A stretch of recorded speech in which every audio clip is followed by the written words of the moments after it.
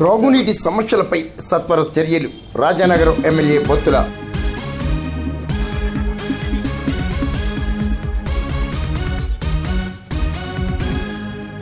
రాజానగరం నియోజకవర్గం కోరుకొండ మండలంలో 7 గ్రామాల ప్రజలు ఎదుర్కొంటున్న త్రాగునీటి సమస్యలపై సత్వర చర్యలు చేపడుతున్నట్లు ఆదివారం రాజానగరం ఎమ్మెల్యే బొత్తుల బలరాం తెలిపారు.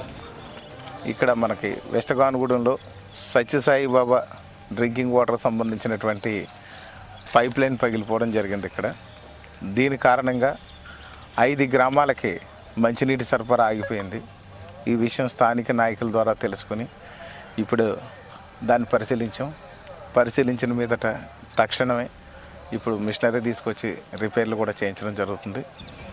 మరొక సుమారు ఈ వేళ మధ్యాహ్నం కల్లా పని అంతా కూడా పూర్తి చేసి ఎక్కడైతే ఈ తాగునీరు సమస్య ఏర్పడిందో ఆ గ్రామాలన్నింటికి కూడా పూర్తి స్థాయిలో